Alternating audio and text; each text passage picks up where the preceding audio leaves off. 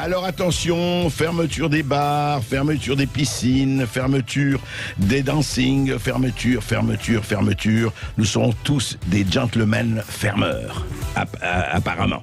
Et puis, mais les restaurants sont là à condition d'observer les gestes barrières et les distances. Enfin voilà, rien de très nouveau, mais apparemment, voilà, les restaurants ont sauvé leur tête, les clients aussi, effectivement. Et on en est là, et on continue, on ne sait plus si le virus mute pas, on ne sait plus, mais, il y a du nouveau. Et il y a eu, à l'Assemblée nationale, vendredi, une députée, Martine Vonner, qui a été, effectivement, qui connaît l'hôpital, qui est psychiatre, mais qui connaît bien l'hôpital, et elle a discuté, elle a dit des choses très fortes dans les 2 minutes où elle avait la parole. Et en 2 mots, on va résumer ce qu'elle a dit et on va parler avec Martine Vonner. Sud Radio Berkov dans tous ses états. Le fait du jour. Il y a de la rumba dans l'air, le smoking de travers. Je te suis pas dans cette galère.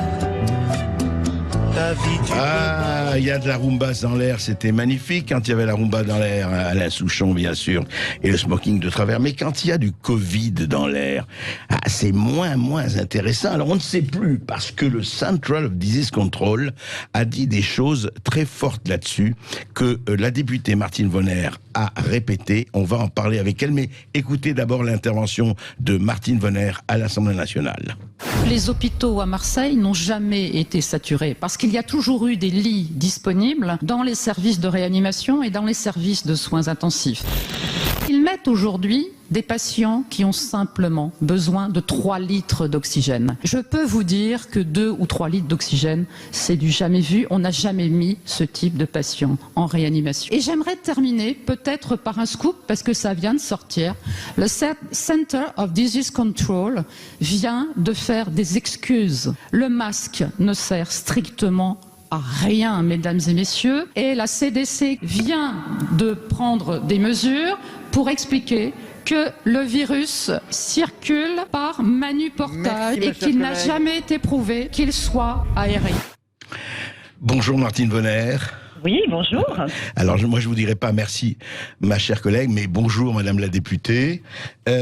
Dites-moi, alors est-ce que vous n'avez pas été un peu vite en besogne, mais on va parler de tout, justement en disant le masque ne sert strictement à rien et la transmission par aérosol, ce n'est pas ça, c'est le manuportage, c'est quand on touche telle ou telle surface, parce que le CDC effectivement, et a corrigé sa position. Avant, il disait c'est dans l'air qu'on l'attrape, enfin c'est dans l'air qu'il se répand, et c'est beaucoup plus contagieux que ce que disait l'agence, la fameuse agence Central of Disease Control, effectivement. Il dit on s'est trompé, il y a eu confusion, mais ils ajoutent la transmission par aérosol peut arriver, mais ce n'est pas la manière principale. Voilà, mais la note pouvait être comprise que c'était plus transmissible qu'on pensait, ce qui n'est pas le cas. Alors, est-ce que ce n'est pas juste, Martine Vonner, plus nuancé que ce que vous disiez ? Alors, merci de me donner la parole. C'est vrai que les propos dans l'hémicycle doivent être toujours extrêmement concis et malheureusement, oui.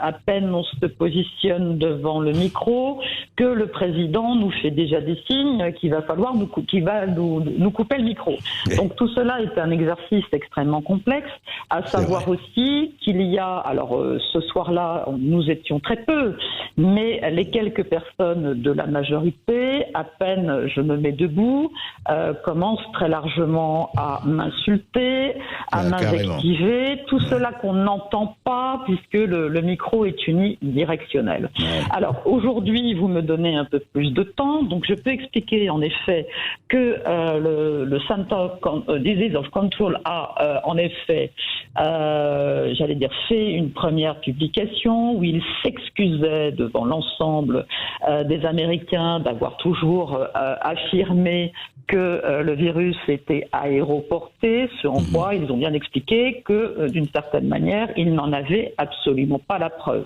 Le document aujourd'hui, leur publication, donc ils ont mis à jour à partir de ce week-end, est en effet plus nuancé. On sait qu'il y a le manuportage, et c'est redit également dans le dernier livre, le dernier ouvrage de l'équipe de Marseille, en tout cas du professeur Raoult. Il explique très bien tous ces doutes justement sur la transmission par aérosol, à quelle distance, selon quelle taille des gouttelettes, etc. Je pense que cela nous montre encore une fois que ce qui complexifie énormément le sujet en France, c'est qu'en permanence, depuis le début, il y a changement des indicateurs. On ne sait plus à chaque moment de quoi on parle. Et j'insiste là-dessus parce que c'est terriblement anxiogène pour les Françaises et les Français. Je reçois des dizaines, voire des centaines de mails par jour de citoyens qui nous disent « mais aidez-nous, redonnez du bon sens dans tout ce qui est publié, dans tout ce qui est communiqué, parce qu'on ne s'y retrouve pas ». Peut-être revenir sur la situation de Marseille, et je me réjouis qu'aujourd'hui, par arrêté préfectoral, les restaurants vont à nouveau pouvoir accueillir la clientèle. Moi, je suis très admirative de tous ces chefs d'entreprise, auto-entrepreneurs, petits TPE, PME, parce que je rencontre, c'est mon quotidien en ce moment dans ma circonscription, et également en Alsace. Je suis très admirative. Ils mettent en place des protocoles absolument drastiques.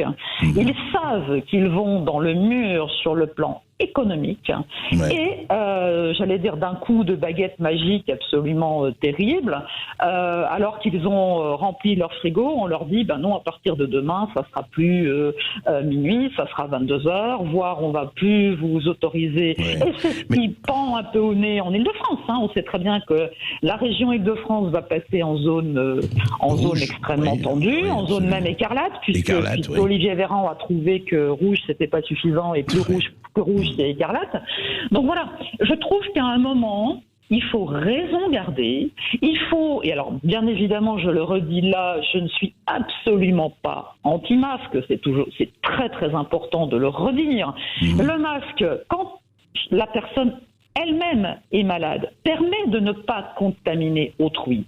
Quant à dire qu'on se protège en mettant simplement un masque chirurgical, je répète, non, ça ne protège pas la personne, encore moins, et je le redis très clairement, c'est totalement inutile quand on est à l'extérieur, quand on est à l'air libre, quand on est dehors, quand on est dans la rue, quand on est dans un parc, mettre un masque, imposer aux citoyens d'une certaine façon, cette impossibilité de communiquer par un sourire, etc., on en revient à l'impact social, puisque j'évoquais l'impact économique qui est absolument terrible, mais l'impact social est énorme.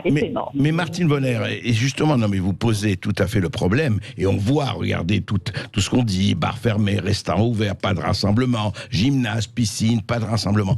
Est-ce que quand même, parce que là vraiment, le citoyen lambda est complètement perdu, et en même temps, il a peur. Il a peur, et évidemment, et il a peur à juste titre. En tout cas, on lui dit qu'il faut faire très attention, sinon la mort, dis-moi, c'est la réanimation, etc. Est-ce qu'il n'y a pas, il y a deux questions que je vais vous poser rapidement. Est-ce qu'il n'y a pas quand même quelque part un management par la peur, et surtout, est-ce qu'on va sortir de là, ou est-ce qu'il faut attendre encore des mois et des mois, parce qu'on ne sait pas, et donc on va osciller entre effectivement pas besoin de masque et puis maintenant des masques. Il y a quelque chose de tout à fait brouillard et erratique dans tout ça qui ne rassure pas. Oui, alors depuis le début, j'ai dénoncé sur ce management par la peur, puisque souvenons-nous, pendant le confinement, Jérôme Salomon arrivait pour donner des informations extrêmement sombres et jouer en effet sur cette peur et sur le fait qu'il fallait rester confiné, etc. Aujourd'hui, on le sait, je l'ai redit à l'Assemblée nationale, on sait que ce virus a muté, c'est normal, c'est la vie complètement habituelle. Il n'y a pas de deuxième vague, Martine Bonner, il n'y a pas de deuxième vague pour vous? Il y a aujourd'hui des personnes qui sont contaminées par un virus ce virus, encore une fois, ne ressemble en rien à la première forme, donc avec des signes cliniques beaucoup plus faibles. Bien sûr, les personnes qui sont immunodéprimées, bien sûr, les personnes vulnérables peuvent faire là aussi, mais si on parlait de la grippe, ça serait exactement la même chose. Peuvent faire une maladie, une forme un peu plus grave. Ils peuvent même avoir besoin de ce que je précisais également, de quelques litres d'oxygène. Mais les personnes qui sont aujourd'hui en réa, et d'ailleurs, il y avait un membre du conseil scientifique sur un autre média ce matin, Média Radio, qui a bien reprécisé que les personnes étaient en réanimation avec le Covid, et non pas pour des raisons de Covid. Donc, on entend très bien que là encore on continue à faire peur à la population, parce que les personnes hospitalisées peuvent être testées et on peut retrouver une positivité du Covid, mais elles ne sont pas hospitalisées pour cela. Et c'est vrai que on a un hôpital aujourd'hui et des capacités hospitalières à bout de souffle, vraiment, parce que rien n'a été fait. Depuis le début, depuis le mois de mars, l'hôpital n'a pas été réorganisé. Il n'y a pas de protection même suffisante pour les 15 jours à venir. Si une deuxième vague devait arriver, mais encore une fois, je rassure tout le monde, la deuxième vague n'est pas là. Il faut continuer à se protéger, à se laver les mains. C'est extrêmement fondamental, puisqu'on voit aussi, et c'est normal, les personnes avec un masque se grattent le nez, enlèvent le masque, le remettent, etc., sans se laver les mains. Et c'est bien le lavage des mains qui est absolument fondamental pour se protéger. Voilà, c'est ce qu'on fait d'ailleurs, et vous avez tout à fait raison, Martine Vonner. Juste un dernier mot quand même. Est-ce qu'on peut être optimiste, ou l'optimisme ou le pessimisme aujourd'hui n'ont plus de sens? Mais vous parlez de sens, et j'en profite pour dire que nous sommes quelques-uns à avoir lancé ce week-end une plateforme justement pour accompagner les citoyens, pour pouvoir leur apporter des réponses et surtout favoriser les échanges, quitte à organiser des débats. Comment s'appelle cette plateforme? Cette plateforme s'appelle bonsens.org. Bonsens.org.